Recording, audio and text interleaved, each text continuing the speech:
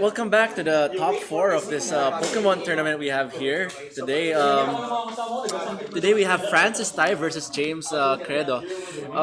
Earlier we actually commentated over James Francis Tai's game. Why don't you introduce yourself first, actually? I'm Dodge this, Erickson Marquez, also known as Dodge this, and I was playing a while ago, but now I lost, and now I'm back into the caster seat. Oh, isn't that what happens sometimes? Yeah, Yeah. that's usually what happens. Better luck next time, right? As the I you mean, can always I'm try. saving my strength for another tournament. Yeah, of course. Yeah, I believe in you. Yeah, we gotta save some strats. Yeah. We're The sandbagging right now. sandbag secret gimmicks for later, right? So anyway, as I was saying earlier, we commentated over one of Francis Tai's matches, and we actually saw that he's bringing a lot of interesting Pokemon this game. If I remember correctly, he brought Surfetch'd and Liepard, but the Liepard actually didn't come out during those three games. So a thriller three games of a match earlier. So hopefully we see it this game. Yeah, we're just waiting for the team preview now here, and we do see it now. What do you think of both of their teams right here? Six Pokemon. So obviously Francis Taya has that Liepard. So I think most players, players who have encountered that strat might know the strat behind it, but I don't know if James knows about it. So he's obviously a hard trick room team. With one fast Pokemon. I mean two at least with Liepard, and James Credo pretty balanced team. So he's quite a meta team, you would say, with Jellicent and all the good stuff over there with Goodra, probably the only niche Pokemon. Yeah, what I see from James Credo's team is he has actually a mix of different speed tiers on his Pokemon. It's like a bunch of fast Pokemon, a bunch of middling speed, and a bunch of slow Pokemon as well. Yeah, he can operate in any kind of speed mode. So that's what's going for him right now. But now let's see if he can put up against a real hard trick room team. Yeah, earlier Francis Tai leading very hard on the Hatterene and the Indeedee. Do you think he'll start that again, or do you think he'll lead with something different this game? He can possibly lead us since he doesn't have James doesn't have Duraludon, which is the main counter to Hatterene nowadays, and he's not afraid of that. Excadrill, just follow me, that Steel Spike over here, and deal back some damage. Yeah, that's true. And here we go in the first game of the Let's semifinals. get going. Here we go So with the semis. trainer cards. Always a pleasure to see. With here we go with the first leads of our top four. So let's see what they bring. We do see James's Togekiss and his Jellicent, very interesting lead, versus the Liepard and the Hatterene on Francis's side. So it's a very interesting lead since we know that Jellicent is usually a counter against hard trick room teams, probably with Imprison or probably just counter trick rooming, and Togekiss as well here. Probably can be a support type or offensive type. Yeah, I was saying Togekiss earlier, very versatile. Can probably run like a lot of items, Yeah, a lot very of competitive items. Yeah. What do you think of Hatterene probably just foregoing the trick room and just attacking instead? He might go for it unless let's see what Liepard does. I think Liepard will. He, I'm not sure what Liepard will do here though. We do see the Dynamax on that Hatterene from Francis's side. So he's gonna be attacking right away. Yeah, probably running that Misty, that Starfall, just to ignore the possible yawn from that Togekiss. As It's very interesting. Togekiss That's a- sometimes runs Yeah, it those. Yeah, does. we So do fake see tears. fake tears. Yeah, from the Liepard onto that Togekiss. So he's going for the hard target on the Togekiss. Oh, Wow! that does deal a lot of damage on the Liepard, and it is a crit. And on the Hatterene as And well. it's not too much of a surprise since people do run Scope Lens and Super Lock on Togekiss. Oh, wow. fortunately, it does survive. It survived the initial hit from the Togekiss due to its Focus Sash, but that Water Spout taking it out. So Hatterene. Fake wow. Tears doing so much for that Hatterene. So Francis here doing the Dynamax on Hatterene. So he doesn't have any Trick Room setters now, and that is a problem for him if James will keep on putting pressure on him. Yeah, but it's possible as well, don't you think, that Francis can just bring out redirection Yeah, and just indeed. use Hatterene as a damage dealer at this point. He has spread moves though, so that might be a problem. That is true.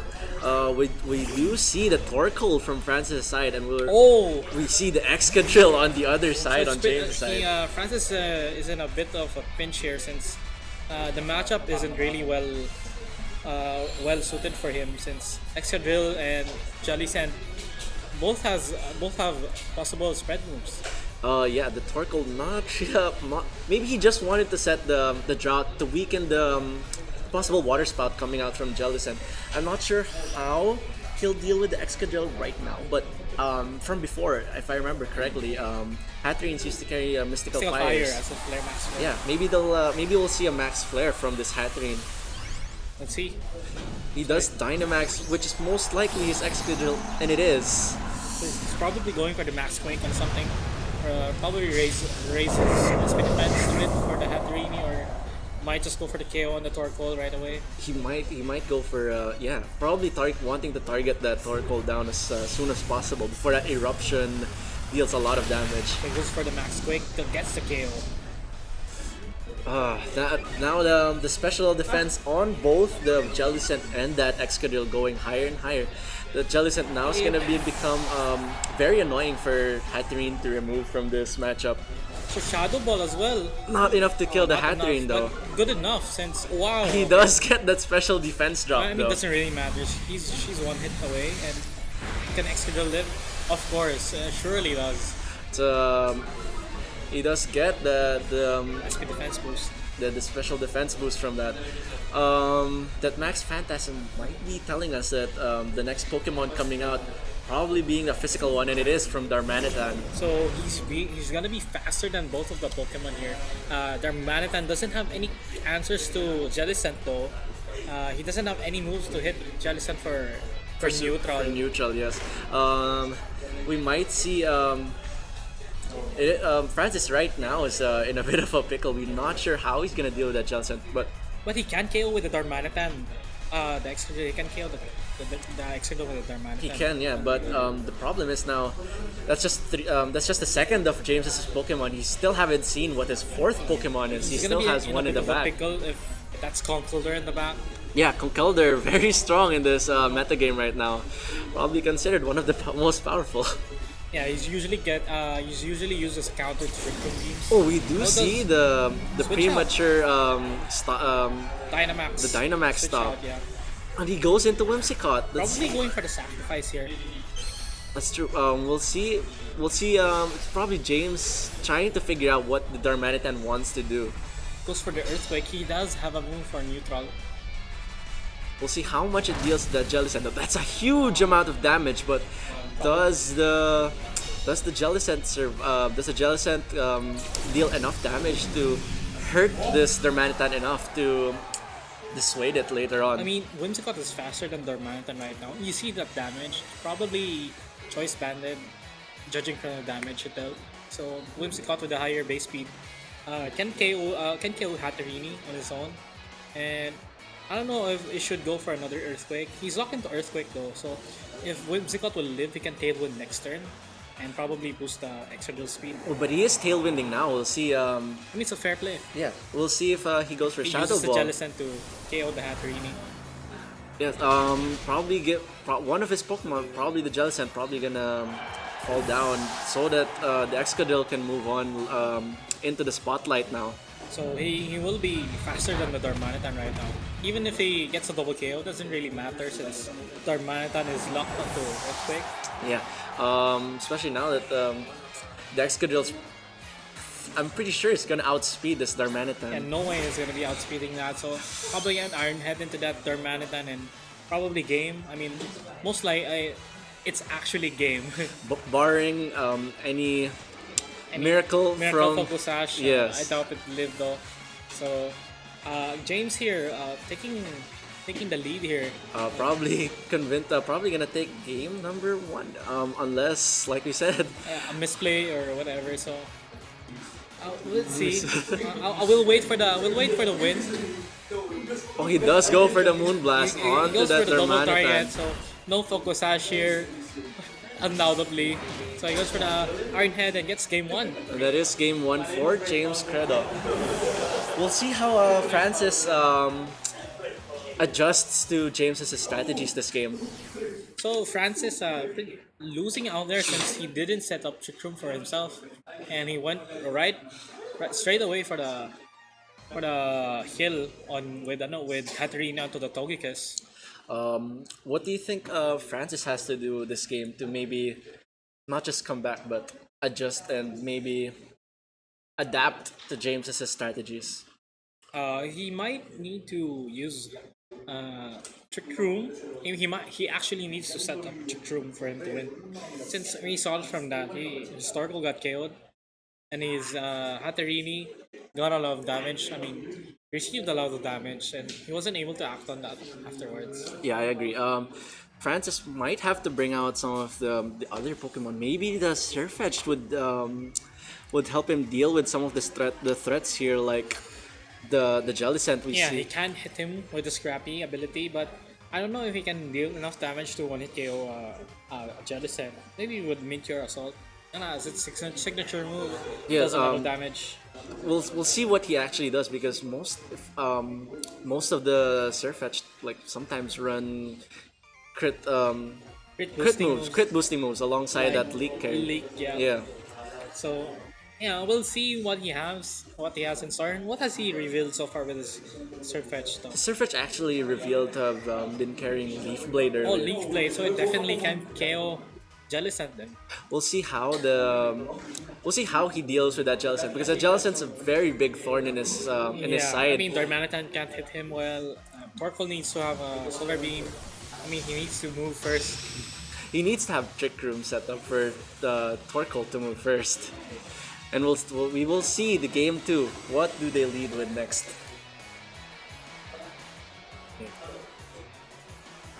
So he goes for the same leads. Yes, the same leads for both Pokemon. We'll see if Francis changes up his. He does go for the same lead as well, so he might switch up some moves here. We'll see what Liepard does. It didn't really do anything else, just from using fake tears and Do you think Hatterene will set up Trick Room turn 1 this match? He might go for it.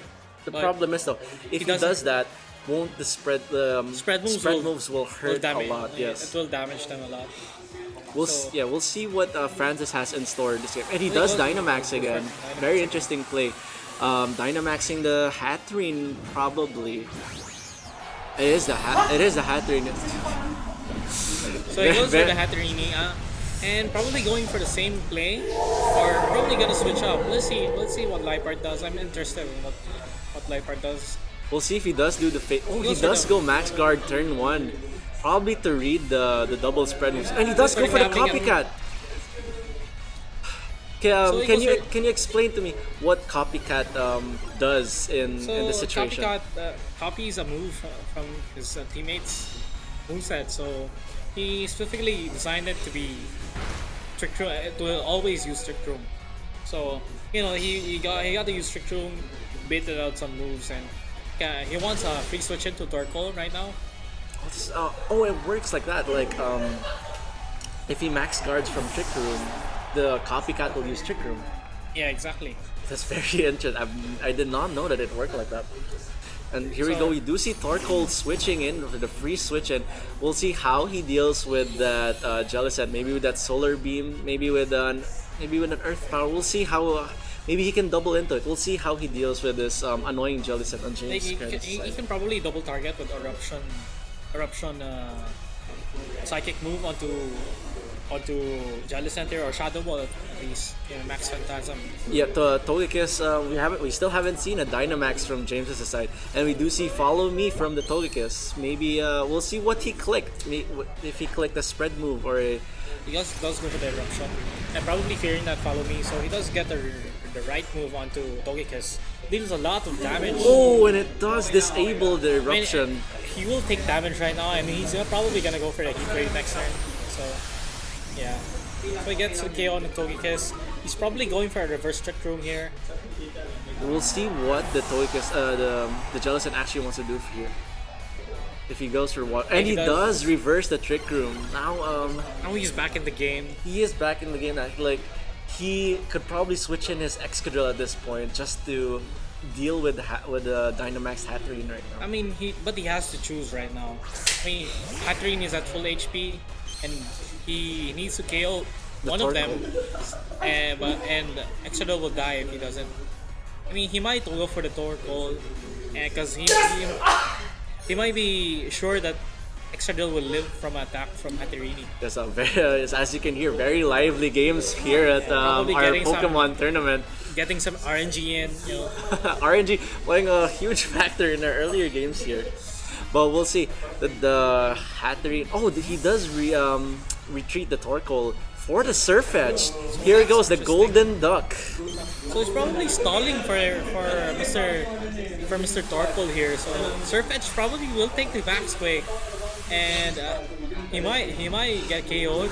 I'm not sure. Surfetch has pretty high defenses. We'll see if he survives a possible Water Spout or the Max Quake coming out from this Excadrill. I mean, the Water Spout is under Sun, so it won't probably deal as much damage as he wants to. Yes, we do see that Max Quake coming from that Excadrill going into that Surfetch. Does he survive it? He does not. So it is a one-hit KO, and he's down his Torkoal into his Hatterene. Let's see what Hatterene does though, since Hatterene will need to KO someone here.